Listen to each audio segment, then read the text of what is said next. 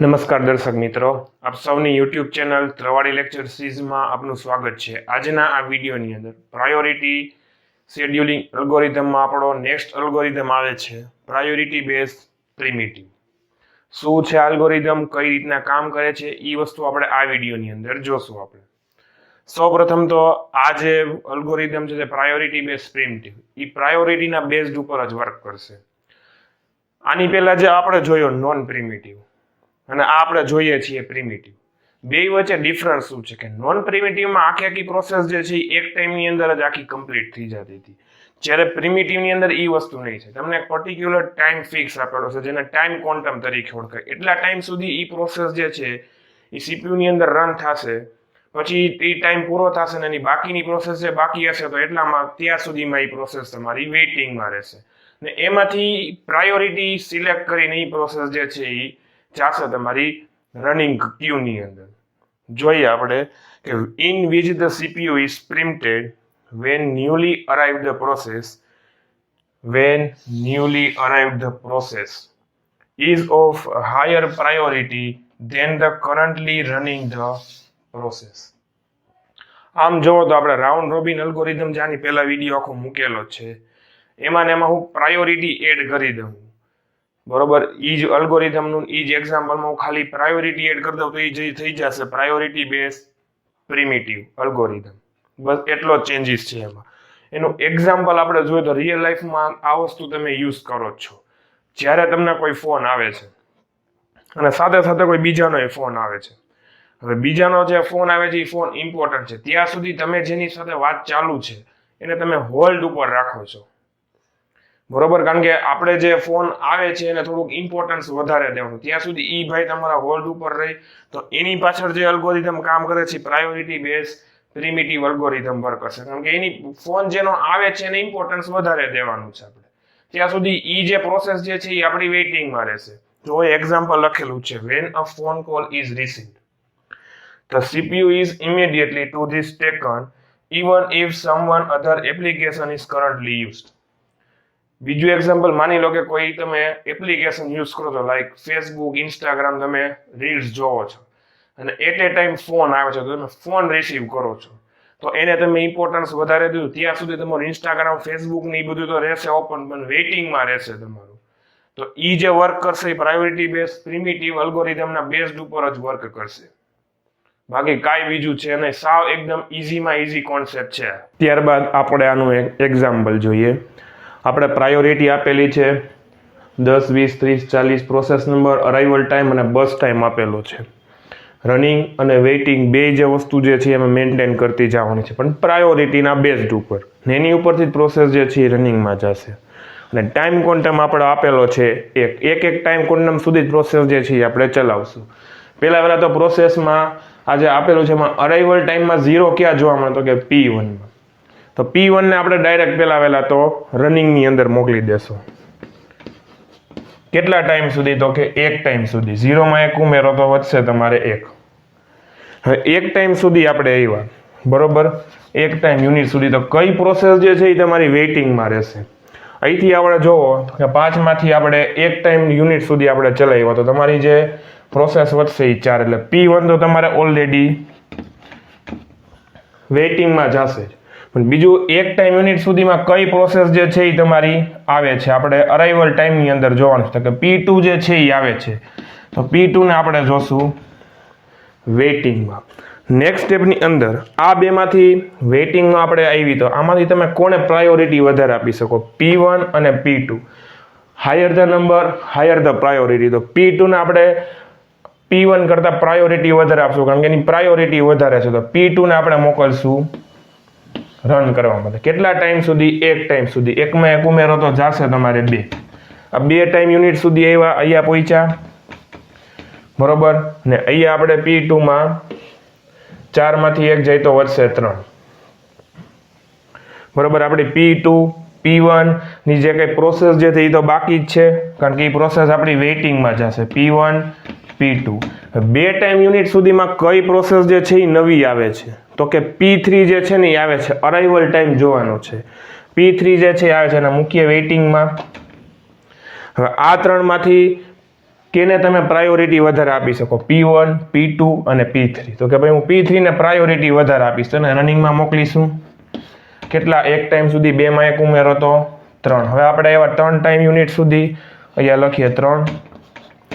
3 time unit સુધીમાં હજી જો આપણી જે પ્રોસેસ જે છે 2 માંથી 1 જાય તો 1. બરોબર, આ રીતનું તમારે બસ ટાઈમ જે જ્યાં સુધી 0 ન થાય ત્યાં સુધી આ પ્રોપર બધું મેન્ટેન કરતું જવાનું છે તમારે. 3 ટાઈમ યુનિટ સુધી પહોંચ્યા આપણે, કઈ નવી પ્રોસેસ અરાઈવ થાય છે તો કે કોઈ આવતી જ નથી. તો ઉપરની જે પ્રોસેસીસ છે એ બધી આપણે વેઇટિંગમાં જ રહેશે, P1, P2 અને P3.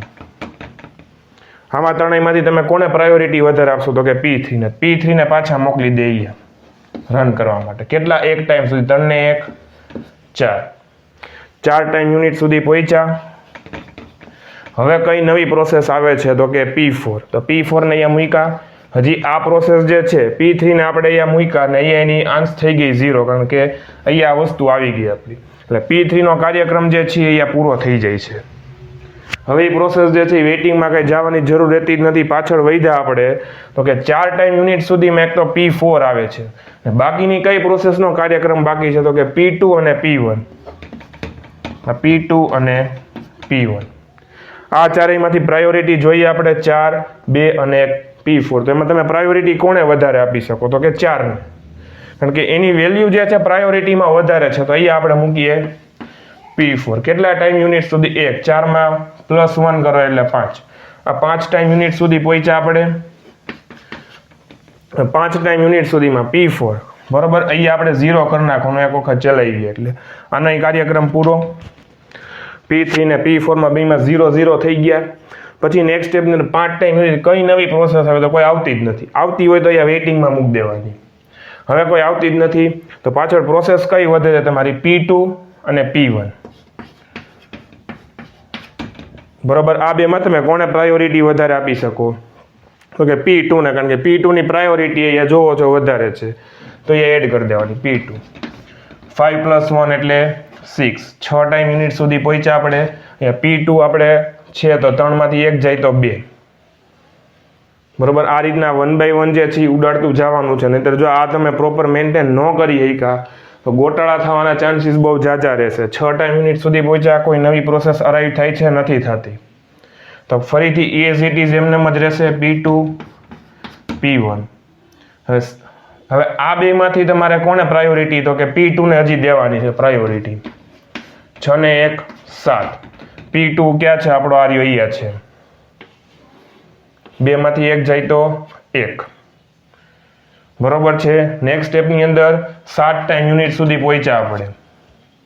7 માં કઈ નવી પ્રોસેસ અરાઈવ થાય છે તો કે કોઈ આવતી જ નથી. સેમ એઝ ઇટ ઇઝ ઉપર P2 અને P1. કોને પ્રાયોરિટી વધારે દેવાની તો કે P2 ને. તો અહીંયા પાછા P2 ને લઈએ. 7 માં 1 ઉમેરો તો 8. અહીંયા તમારે થઈ જશે 0. બરોબર છે, આ પ્રોસેસ થઈ. હવે આપણે પહોંચ્યા 8 ઉપર. 8 માં 8 ટાઈમ યુનિટ સુધીમાં કઈ પ્રોસેસ તમારી વેઇટિંગમાં રહી છે તો P2 નો કાર્યક્રમ પૂરો થઈ ગયો છે. પાછળ વધે છે P1. અહીંયા 8 ટાઈમ સુધીમાં કોઈ નવી પ્રોસેસ આવતી નથી તમારે, તો P1 પાછું જશે અહીંયા. 8 માં 1 ઉમેરો તો 9 ને અહીંયા તમારે થઈ જશે 3. Same as it is 9 time unit સુધીમાં કઈ પ્રોસેસ આવે છે તો કે ભાઈ અહીંયા કોઈ નવી તો નથી આવી. P1 ને એઝ ઇટ ઇઝ રાખો. પાછા લઈ લઈએ P1 ને. 9 ને 1 10. ટાઈમ ક્વોન્ટમ લખી નાખીએ આપણે અહીંયા નીચે એટલે તમને દેખાય. 9 ને 1 10. 10 સુધી પહોંચ્યા આપણે. 10 ટાઈમ યુનિટ સુધીમાં કોઈ નવી પ્રોસેસ આવે છે ભાઈ તો કે નથી આવતી. P1 ને કરો કન્ટિન્યુ. બરોબર, પ્રાયોરિટી અત્યારે એક જ પ્રોસેસ છે એટલે પાછી આગળ લઈ લઈએ. 10 ને 1 11. અહીંયા તમારે થઈ જશે 2. બરોબર, કારણ કે 1 ટાઈમ યુનિટ સુધી ચલાવવાની છે. પછી 11 ટાઈમ યુનિટ સુધી પહોંચ્યા. કઈ નવી પ્રોસેસ આવે છે અરાઈવ ટાઈમમાં તો કે કોઈ આવતી જ નથી. તો પાછું P1 વેઇટિંગમાં જશે ને અહીંયા મૂકી દઈએ પાછા P1. બરોબર, 2 માંથી 1 જાય તો 1. પછી આવે છે નેક્સ્ટ 12 ટાઈમ યુનિટ સુધીમાં કઈ નવી પ્રોસેસ આવે છે? કોઈ નવી પ્રોસેસ આવતી જ નથી, અરાઈવ જ નથી થતી, પધરામણી જ નથી થતી. P1 ને રાખશું કન્ટિન્યુ. તો અહીંયા મૂકીએ આપણે P1. બરોબર ને અહીંયા આપણે કરી નાખીએ 0 એટલે અહીંયા તમારે થઈ જશે 13. કોઈ નવી પ્રોસેસ આવતી નથી 13માં, તો અહીંયા જે દાખલો જે છે એ તમારો આખો પૂરો થાય. કોઈ નવી પ્રોસેસ આવતી હોય તો પાછી એને રનિંગમાં મોકલીને બસ ટાઈમ તમારે ઉડાડી નાખવાનો. એ જોઈ શકો છો બધામાં 0 થઈ ગયું. આ રીતના તમારો અલ્ગોરિધમ જે છે એ આખો કામ કરશે. કાંઈ અઘરું છે નહીં. આ પ્રોપર તમને વેઇટિંગ અને રનિંગ ક્યુ તમને આમાં મેન્ટેન કરતા આવડી ગયા પ્રાયોરિટીના બેઝડ ઉપર, તો સાવ એકદમ ઇઝી છે. જો ન ખબર પડી તો ફરીથી કહું છું, અરાઇવલ ટાઈમ ચેક કર્યો 0, P1 ને મોકલું એક ટાઈમ સુધી એટલે 1 આવ્યા. એક ટાઈમ યુનિટ સુધીમાં કઈ નવી પ્રોસેસ આવે છે જોવાનું તમારે અરાઇવલ ટાઈમ, તો કે P2 અને P1 બરોબર અને P3 બરોબર. અહીંયા P1 અને P2 આવી ગયા એટલે આપણે અહીંયા મૂક્યા. પછી રનિંગમાં 2 ટાઈમ યુનિટ સુધી પહોંચ્યા. 2 ટાઈમ યુનિટ સુધીમાં કઈ પ્રોસેસ તમારી વેઇટિંગમાં રહેશે, P1, P2 ને P3. એ રીતના તમારે મેન્ટેન કરતું જવાનું. દાખલો જે છે એ આખો ગણતો જવાનો છે. હવે આવે છે કમ્પ્લીશન ટાઈમ. કમ્પ્લીશન ટાઈમ જે છે પ્રોસેસ તમારી ક્યારે કમ્પ્લીટ થાય છે, તો અહીંયા તમે જોઈ શકો છો લાસ્ટમાં જોવાનું અહીંયા આવશે 13. P2 તમને છેલ્લે ક્યાં જોવા મળે છે 8. પછી આવે છે P3. P3 ક્યાં જોવા મળે છે 4. લાસ્ટમાં આવે છે P4. P4 તમને જોવા મળે છે છેલ્લે 5માં.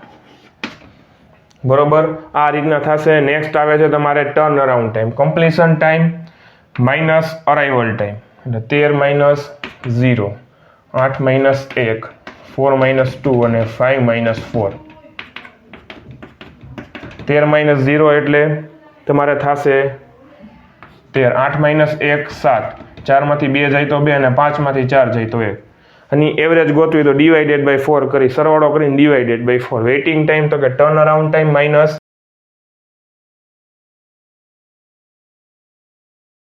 તમને આ વિડીયો ગમ્યો તો વિડીયોને લાઇક કરો, શેર કરો. ચેનલ પર નવો તો ચેનલ સબસ્ક્રાઇબ કરો. તમને કંઈ ક્વેશ્ચન હોય તમને કોમેન્ટ બોક્સમાં જણાવી શકો છો. Thank you. જય હિન્દ, જય ભારત, જય ગરવી ગુજરાત.